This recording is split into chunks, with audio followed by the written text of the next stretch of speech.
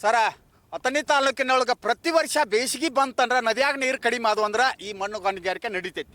ನಾವು ಪ್ರತಿ ವರ್ಷ ಹೇಳ್ಕೊತಾ ಬಂದಿರ್ತೀವಿ ತಾಲೂಕು ಆಡಳಿತಕ್ಕೆ.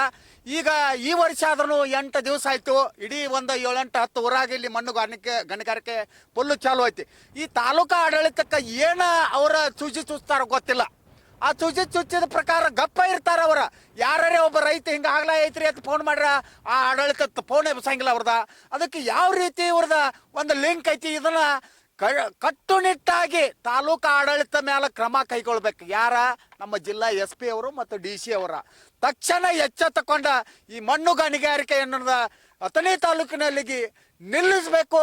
ಯಾವ ತಪ್ಪು ಮಾಡ್ತಾನಲ್ಲ ಅಂಥವನ ಮೇಲೆ ಕಾನೂನು ಕ್ರಮ ಕೈಗೊಳ್ಳಬೇಕಂತೇಳಿ ಈ ಸಂದರ್ಭದಲ್ಲಿ ನಾವು ಅಥಣಿ ತಾಲೂಕು ರೈತರ ಪರವಾಗಿ ಒತ್ತಾಯ ಮಾಡ್ತೀವಿ.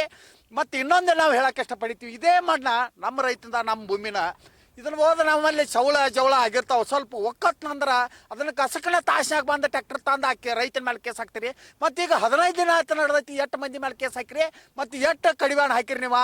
ಇದನ್ನು ತಕ್ಷಣ ಎಚ್ಚೆತ್ತುಕೊಂಡ ಪ್ರವಾಹ ಬಂದಾಗೂ ದೊಡ್ಡ ಈ ಎಲ್ಲ ನದಿ ದಂಡಿ ಗ್ರಾಮಗಳಿಗೆ ತ್ರಾಸ ಆಕತಿ. ಹಿಂಗೆ ಪ್ರತಿ ವರ್ಷ ತಕ್ಕೊತ್ತಾದ್ರೆ ನದಿ ಅಷ್ಟ ಹತ್ತೈತಿ. ಈಗ 1 ಕಿಲೋಮೀಟರ್ ಇಲ್ಲಿಗೆ ಬತ್ತ ನೀವು ನೋಡ್ರಿ. ಈಗ ಅದಕ್ಕೆ ಈ ಥರ ಇಡೀ ಗ್ರಾಮಗಳಿಗೆ ಅನ್ಯಾಯ ಆಗುವಂಥ ಪರಿಸ್ಥಿತಿ ಇರ್ತೈತಿ ಹೊಳಿ ಬಂದಾಗ. ಅದಕ್ಕೆ ತಕ್ಷಣ ಜಿಲ್ಲಾಡಳಿತ ಎಚ್ಚೆತ್ತುಕೊಂಡ ಈ ನದಿ ದಂಡಿ ಮಣ್ಣನ್ನು ಬಂದ್ ಮಾಡಬೇಕು, ಕಾನೂನು ಕ್ರಮ ಕೈಗೊಳ್ಬೇಕಂತೇಳಿ ಈ ಸಂದರ್ಭದಲ್ಲಿ ನಾವು ಹೇಳಕ್ಕೆ ಇಷ್ಟಪಡ್ತೀವಿ. ಸರ್ ಇಟಂಗಿ ಬೆಟ್ಟಿಗೆ ಹೋಯ್ತಾರೆ ಎಲ್ಲ ಕಡೆ ಅಥಣಿ ತಾಲೂಕಿನೊಳಗೆ ಸಿಕ್ಕಾಪಟ್ಟಿ ಇಟಂಗಿ ಬಟ್ಟೆ ಬಿದ್ದಾವ್ರು ಸರ. ಅದನ್ನು ಇಟಂಗಿ ಬಟ್ಟೆ ಅವ್ರಿಗೆ ಒಯ್ತಾರೋ. ಅದಕ್ಕೆ ಇಟಂಗಿ ಬಟ್ಟೆ ಅವರಿಗೆ ಹೋದ್ರೆ ಅದು ನಮಗೆ ರೈತರಿಗೆ ಏನು ಇದನ್ನಲ್ಲ. ಈ ನಮ್ಮದು ಫಲವತ್ತಾದ ಭೂಮಿ ಎಲ್ಲ ರಸ್ತೆಗಳ ಎಲ್ಲ ಹಾಳಾಕವು.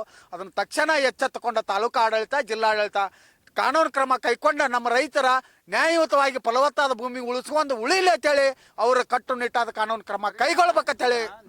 ಇಲಾಖೆ ಸಂಬಂಧಪಟ್ಟಂತ ಭೂಮಿ ರೀ, ಹಾಂ ಅವ್ರು ಯಾವ ಅಧಿಕಾರಿ ಬರಂಗಿಲ್ಲ, ಫೋನ್ ಎಬ್ಸಂಗಿಲ್ಲ ಸರ್. ಹೌದು ಸರ್, ನೀರಾವರಿ ಇಲಾಖೆ ಸಂಬಂಧಪಟ್ಟದ್ದ ನೀರಾವರಿ ಇಲಾಖೆಯವರಿಗೆ ನಾವು ಹೇಳ್ತೀವಿ. ಒಮ್ಮೆ ಭೂ ವಿಜ್ಞಾನದವ್ರಿಗೆ